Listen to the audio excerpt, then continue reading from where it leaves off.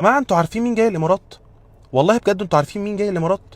الشيخ مشاري راشد العفاسي، اللي كنت بسمعه وانا صغير وانام على صوته. انا حصل لي وراه التراويح في رمضان. ده مش هو بس اللي موجود هنا، ده الشيخ عبد الرحمن مسعد موجود، الشيخ اسلام صبحي موجود، شيوخ ائمه مساجد كتيره جدا. انا حاسس ان خلاص ان شاء الله باذن الله الامارات هتجيب لنا الشيخ السديس نصلي وراه.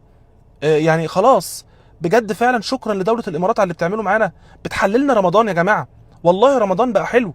انا بقول لك اهوت بروح اصلي التراويح كامله ورا كل امام مسجد انا بحبه، سواء حسن عيسى او الشيخ احمد نصر او ناس كتيره جدا صوتها اقوى من التاني. بس النهارده الشيخ مشاري جاي. هنزل لكم الجداول اللي هو جاي فيها، لان اعتقد ان هو هيصلي تقريبا اول يوم 16 هيصلي في عجمان في مسجد الشيخه امنه.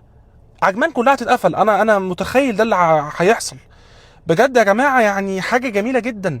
يا رب اللي عمل مساجد الامارات يدخل الجنه، ويا رب اللي جاب الشيوخ دي كلها يدخل الجنه من غير حساب. لان فعلا بسطنا، وميه في المساجد كتيره جدا عشان تكفي الناس دي كلها، وتمر. بجد فعلا الامارات حلت لنا رمضان. رمضان بقى حلو في الامارات بجد. سلام عليكم.